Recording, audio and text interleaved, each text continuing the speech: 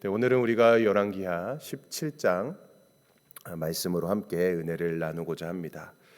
열왕기의 말씀은 왜 북이스라엘이 망했는지 그리고 왜 남유다가 멸망했는지에 대해서 잘 밝혀주고 있는 그런 책이라고 할 수 있죠.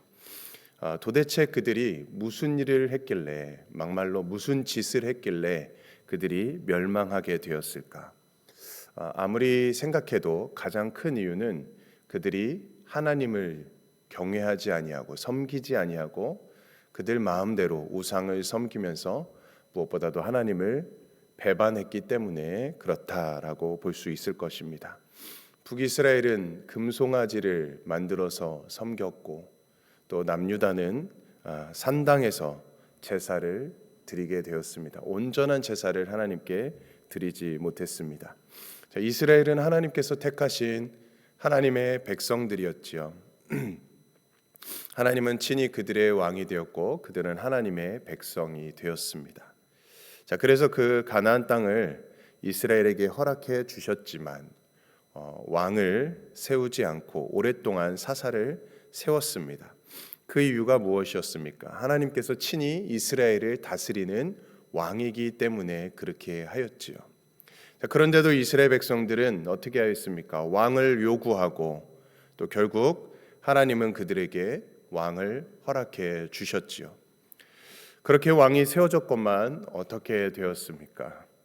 북이스라엘은 19명의 왕을 거치면서 결국 나라는 망하고 말았다라는 것입니다. 아무리 왕이라도 하나님을 대신할 수 없다라는 것을 보여주는 것이지요. 우리 인간이 하나님을 대신할 수 있다고 여기는 것이 바로 불신앙이고 그것이 바로 교만인 것이지요. 인간은 조금만 권력이 있고 조금만 돈이 있으면 어떻게 됩니까? 변질되고 맙니다. 물론 다 그렇다고 볼 수는 없겠죠. 그런데 대부분은 권력이 생기고 돈이 생기면은 사람은 변질되게 됩니다. 걷잡을 수 없는 교만과 죄악으로 치닫게 되는 것이죠. 그렇지만 그 능력과 부요와 권세를 정말 바르게 사용하는 사람도 물론 있겠지만 거의 대부분은 드물다라는 것입니다. 전부 자신의 탐심과 탐욕을 채우기 위해서 급급한 것이죠. 그래서 성경은 뭐라고 이야기합니까? 가난한 자가 오히려 복이 있다라고 말씀합니다. 예수님의 이 말씀은 생각할수록 진리입니다. 비록 가진 것은 많지 않아도 없어도 심령이 가난한 자가 하나님을 볼 수 있는 것이고 하나님을 더 의지하고 하나님께 소망을 둘 수 있는 것이고 그런 자가 바로 복 있는 자인 것이죠. 오늘 우리는 가난하고 힘도 없습니다. 우리는 그게 복이라는 사실을 고백할 수 있어야 되는 것입니다. 돈 있고 권력 있으면 우리도 자칫 무너질 수도 있는 것이죠. 그 돈과 그 권력으로 탐욕에 빠질 가능성이 크다라는 것입니다. 그래서 우리는 가진 것으로 만족하고 주신 것에 감사해야 하는 것이죠. 믿음으로 살라고 오직 의인은 믿음으로 살리라라고 말씀합니다. 하나님께서 우리에게 그 말씀을 주셨습니다. 우리를 가난하게 하신 하나님께 감사하는 저와 여러분들이 될 수 있기를 축복합니다. 그리고 우리가 정말 성숙한 믿음이 되고 시험에 들지 않을 그런 믿음이 되면 하나님께서 저절로 우리에게 부유함도 주실 것이고 권력도 주실 것입니다. 그래서 그 부유함과 권력을 가지고 하나님 나라와 영광을 위해서 살아갈 수 있도록 길을 열어주실 것입니다. 그렇기 때문에 우리가 구할 것은 다른 것이 아니라 믿음입니다. 믿음. 성숙한 믿음의 삶을 우리는 날마다 구해야 하는 것이죠. 그런데 믿음은 구하지 않고 세상의 부유함을 구한다.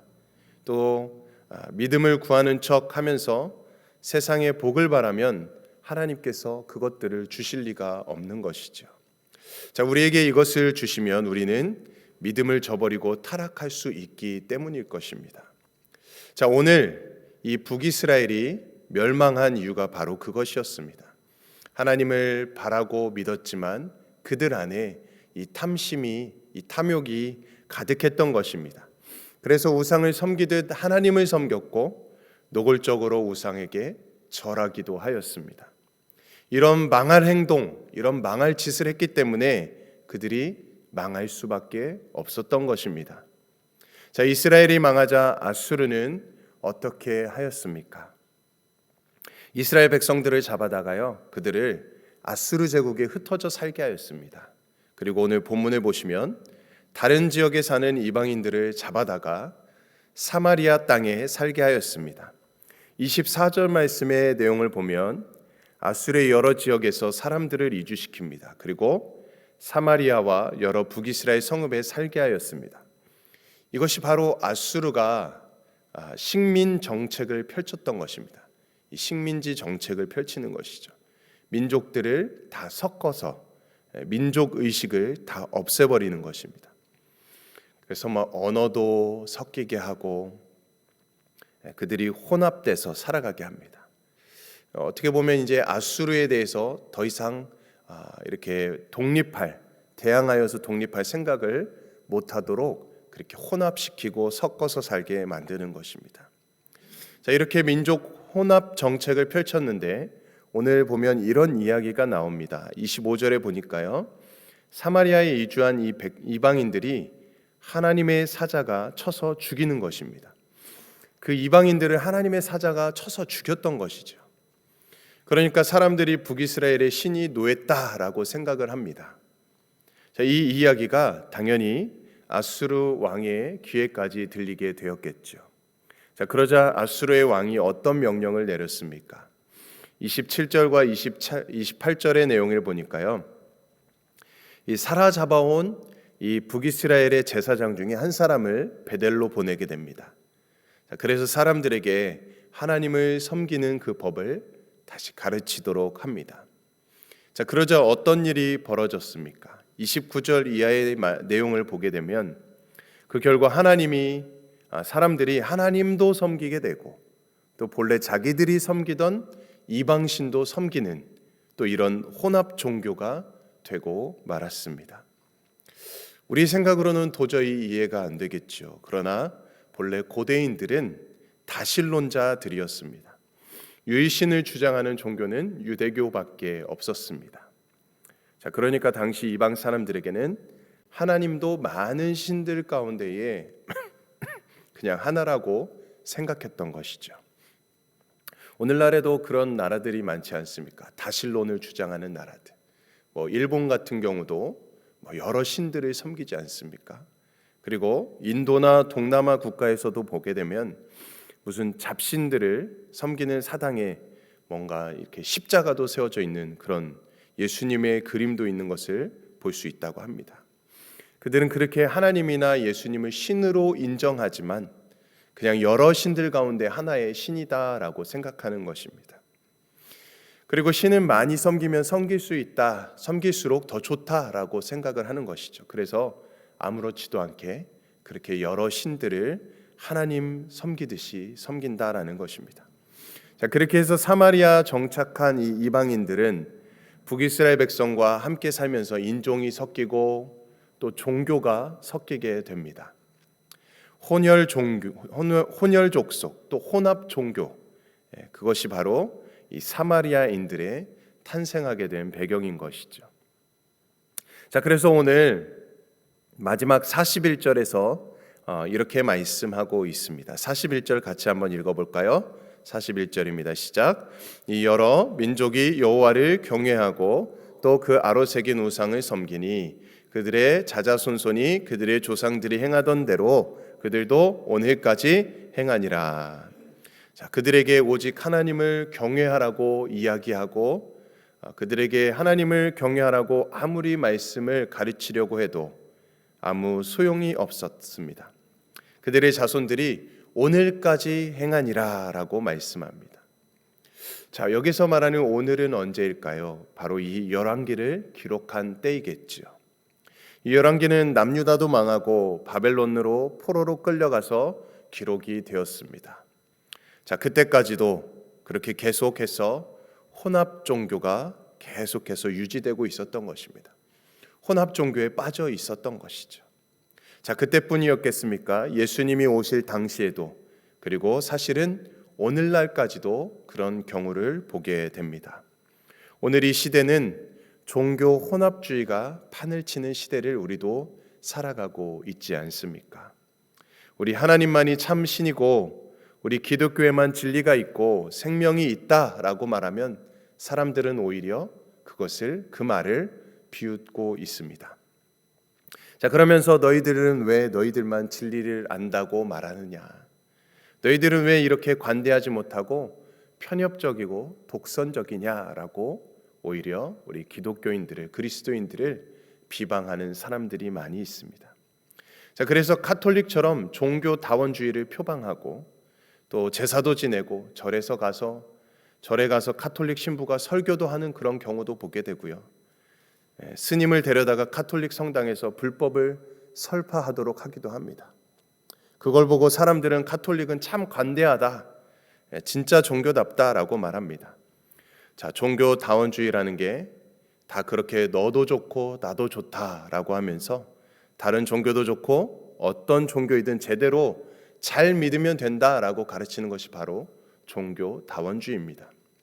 자, 우리는 그러나 절대 그렇게 할 수가 없습니다. 인정할 수 없습니다. 진리에 관한 한 우리는 양보할 수 없고요. 편협적이고 독선적이라는 소리를 들어도 어쩔 수 없습니다. 자, 그런데 우리 하나님이 그렇게 편협적이고 독선적인 분이실까? 자기밖에 모르시는 분이실까요? 왜 우리는 하나님만을 경배해야 하는 것일까요?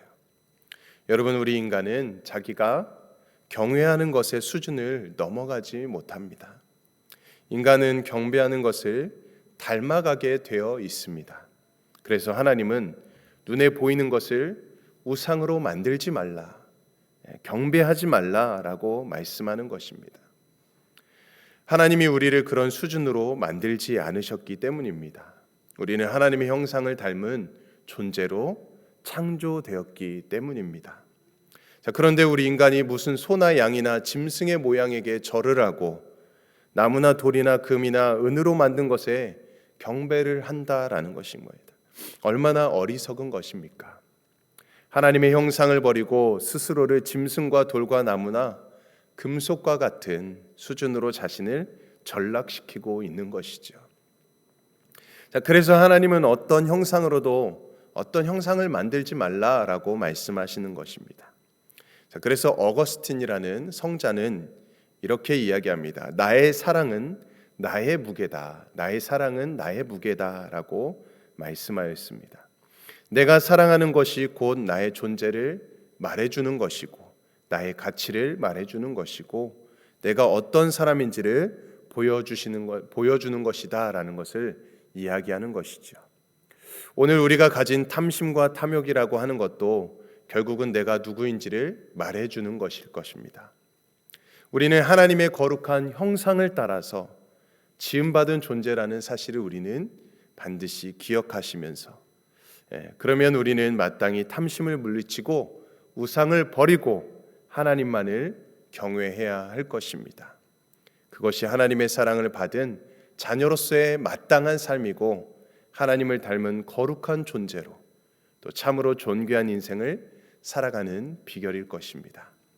사랑하는 성도님들, 그러므로 하나님만이 참된 신이시며 우리의 이 경배를 받기에 합당하신 유일한 분이심을 기억하시면서 오늘 내가 섬기는 우상이 있다면 또 탐심이 있다면 그것이 무엇인지를 우리가 다시 한번 스스로를 돌아보시면서 그것을 다 내려놓고 지금 내가 가장 사랑하고 아끼는 것, 간절히 바라는 것, 그것이 바로 나의 수준이라는 사실을 기억하시면서 이제 하나님을 사랑하고 하나님을 경외하는 이런 존귀한 하나님의 자녀로 살아가는 저와 여러분들의 삶이 될 수 있기를 간절히 축원드립니다. 아멘. 우리 함께 기도하겠습니다. 거룩하신 하나님 아버지, 오늘도 말씀을 통해서 우리의 삶을 다시 돌아보게 하시니 감사합니다.